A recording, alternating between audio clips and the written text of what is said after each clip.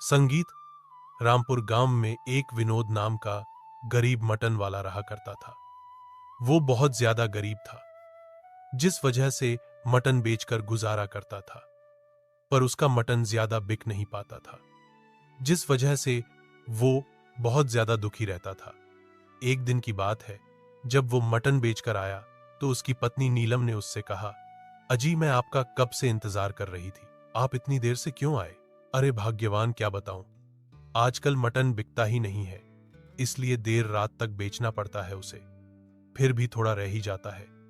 तुमने खाना बना लिया? हाँ, बना लिया है। मटन की ही सब्जी बना दी, क्योंकि घर में कल का मटन रखा हुआ था और आप आज फिर ले आए। तो बताओ मैं क्या करूं? आप कोई दूसरा काम क्यों नहीं देख लेते हैं? इस तरह तो हमें कुछ नहीं बचेगा। पर मुझे दूसरा काम देगा कौन? मना कसाई को दूसरा कोई काम शोभा देता है। यह बात भी आपकी सही है, पर आप कोई ऐसा तरीका निकालिए ना जिससे हमारा मटन अच्छा बिकने लगे। इसके बाद वो लोग खाना खाते हैं और सो जाते हैं। अगली सुबह विनोद फिर से अपनी दुकान पर जाता है और मटन बेचने लगता है। तभी उसकी दुकान पर पड़ोस के गांव से राकेश आता है। राकेश विनोद से कहता है, अरे भैया, मटन कैसे दे रहे हो? भैया, ये 250 किलो है। कैसी लूट मचा के रखी है। हमारे गांव में छुई 150 था, पर वो तो बकरियों में एक महामारी फैल गई, जिसके बाद हमारे गांव में मटन बहुत ही महंगा हो गया है भैया, इसलिए यहां से लेने आया हूं। अरे भैया, ऐसी कोई बात नहीं है, मैं तो एक ही दाम बेचता हूं। अरे ठीक है, दे दो 1 किलो। इसके बाद विनोद उसे मटन दे देता है और राकेश मटन लेकर वहां से चला जाता है। धीरे धीरे कई ग्राहक उसकी दुकान पर आते हैं, पर ज्यादातर ग्राहक दूसरे गांव से ही थे।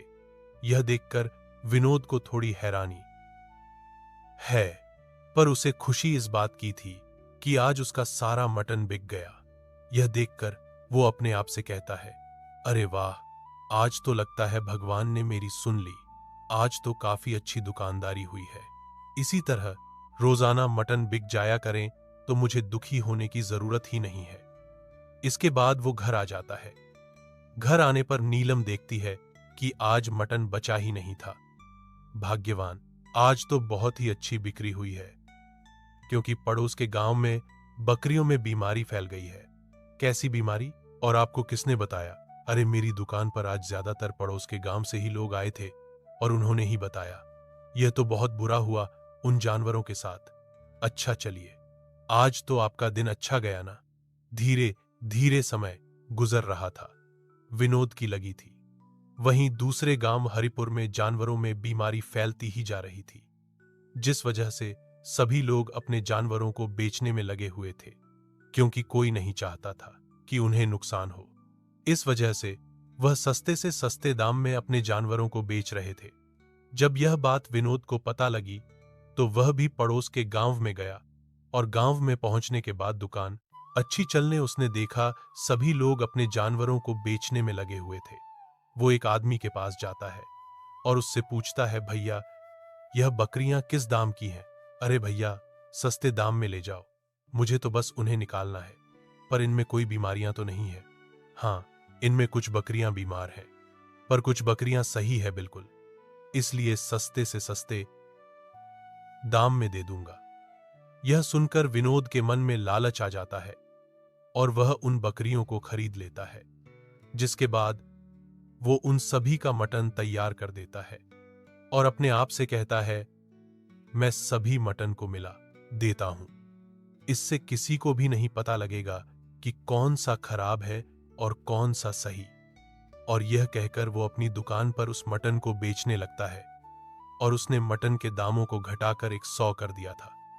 जब लोग भाई 100 किलो मटन के दाम देखते हैं तो सभी उसकी दुकान पर पहुंच जाते हैं, जिससे उसकी दुकान पर बहुत ज्यादा भीड़ लग जाती है। अरे भैया, मुझे 1 किलो मटन तो देना। अरे नहीं नहीं, पहले मुझे दे दो। ऐसे कैसे? पहले मैं आया था तो पहले मैं ही लूंगा। अरे भैया, दे रहा हूं, आप लोग आपस में लड़ाई मत करो। और यह कहकर विनोद सभी को मटन देता है। कुछ ही देर में उसका सारा मटन बिक जाता है। यह देखकर वो बहुत खुश होता है। अरे वाह, आज तो मेरी बिक्री बहुत ही अच्छी हो गई। अगर रोजाना ऐसी ही बिक्री होने लगे तो मैं तो बहुत ही जल्दी मालामाल हो जाऊंगा। और यह सोचकर रोजाना वो उसी गांव से मटर लाने लगा। धीरे धीरे सब कुछ सही जा रहा था और अब विनोद गरीब से अमीर होता जा रहा था। यह देखकर वो बहुत ही ज्यादा खुश था। वहीं गांव के लोगों में अजीब तरह की बीमारी फैलने लगी, जो पहले जानवरों में थी अब वो उनके अंदर भी फैलने लगी, जिस वजह से गांव के लोग बहुत ही ज्यादा परेशान थे। अरे ये कैसे हो गया? ये बीमारी तो जानवरों में मिलती है, तो फिर हम लोगों को कैसे हो गई? प्रशंसा पता नहीं, कुछ समझ में नहीं आ रहा है। हमें डॉक्टर के पास चलना चाहिए। हाँ, तुम बिल्कुल ठीक कह रहे हो भैया। चलो हम सभी लोग डॉक्टर के पास चलते हैं, वही बताएंगे क्या मामला है। और यह कहकर वो सभी डॉक्टर के पास जाते हैं। जब डॉक्टर उन लोगों को देखते हैं तो उनसे कहते हैं, लगता है तुम लोग कोई ऐसी चीज खा रहे हो जिससे वो बीमारी फैल रही है। पर हम लोग ऐसी चीज क्या खा रहे हैं? हम लोग तो रोटी और सब्जी ही खाते हैं, पर यह बीमारी रोटी सब्जी से नहीं फैल सकती। तुम लोग जरूर कुछ ना कुछ गलत खा रहे हो। पर लोगों को कुछ समझ में ही नहीं आ रहा था। फिर वो लोग दवाई लेकर वापस आ जाते हैं और एक दिन की बात है, रामू की तबीयत बहुत ही ज्यादा खराब हो जाती है और वह डॉक्टर के पास जाता है। अरे डॉक्टर साहब, मेरे पेट में बहुत तेज दर्द हो रहा है और साथ ही साथ उल्टियां भी हो रही है। डॉक्टर जब उसे देखते हैं तो वो वही लक्षण पाते हैं जो जानवरों में थे। अरे तुम्हें भी वही बीमारी हुई है जो जानवरों में फैली है। आखिर तुम लोग ऐसा क्या खा रहे हो? अरे डॉक्टर साहब, मैंने तो कुछ भी नहीं खाया, बस कल मटन जरूर खा लिया था। मटन? ये किसका मटन? कैसा मटन? अच्छा, तो अब समझा। लगता है यह सब बीमारी मटन की वजह से ही हो रही है। मैं कल ही एक फूड विभाग की टीम को यहां पर बुलाता हूं। और इसके बाद रामू दवाई लेकर वहां से चला जाता है। वहीं दूसरी तरफ इतना पैसा देखकर नीलम को काफी हैरानी होती है और वो अपने पति से कहती है, सुनिए, आप इतना सारा मटन कहां से लाते हैं? आप कोई गलत काम तो नहीं कर रहे हैं ना? अरे नहीं नहीं, कोई गलत काम नहीं कर रहा हूं मैं। तुम चिंता मत करो बस। मैं चिंता क्यों करूं?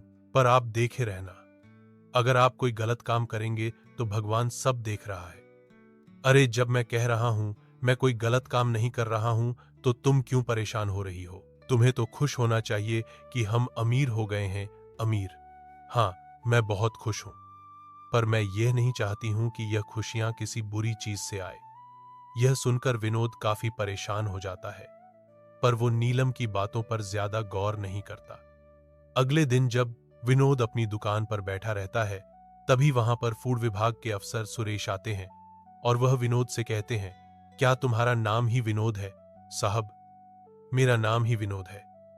बताइए क्या काम है? मुझे शिकायत मिली है कि तुम हराम मटन बेच रहे हो। मैं तुम्हारा मटन चेक करने आया हूं। नहीं नहीं साहब, आपको जरूर कुछ गलतफहमी हुई होगी। मैं तो अच्छा मटन ही बेचता हूं। देख लीजिए। अच्छा, तो इतना सस्ता मटन कैसे बेच रहे हो? अभी पता लग जाएगा क्या सच है और क्या झूठ। और यह कहकर वो मटन को अपनी मशीन पर रखते हैं और उसमें कई सारी बीमारियां निकलती है। यह देखकर सुरेश को काफी ज्यादा गुस्सा आता है और वो उससे कहता है, इसका मतलब यह सब तुम ही कर रहे हो। यह मटन तुम कहां से लाते हो? सही सही बताओ, वरना जेल जाना पड़ेगा। नहीं नहीं साहब, मुझे माफ कर दीजिए, मुझसे गलती हो गई। मुझे जेल मत भेजिए साहब। ये मटन मैं हरपुर से लाता हूं।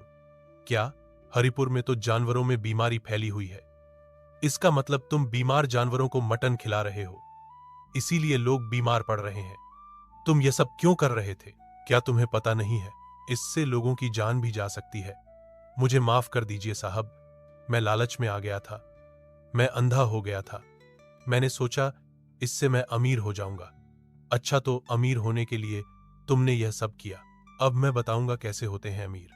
और इसके बाद सुरेश पुलिस को बुलाता है। पुलिस वहां आती है और उसकी दुकान को बंद करवा देती है और फिर उसे भी पकड़ कर ले जाती है। जिससे विनोद को उसके किए की सजा मिल जाती।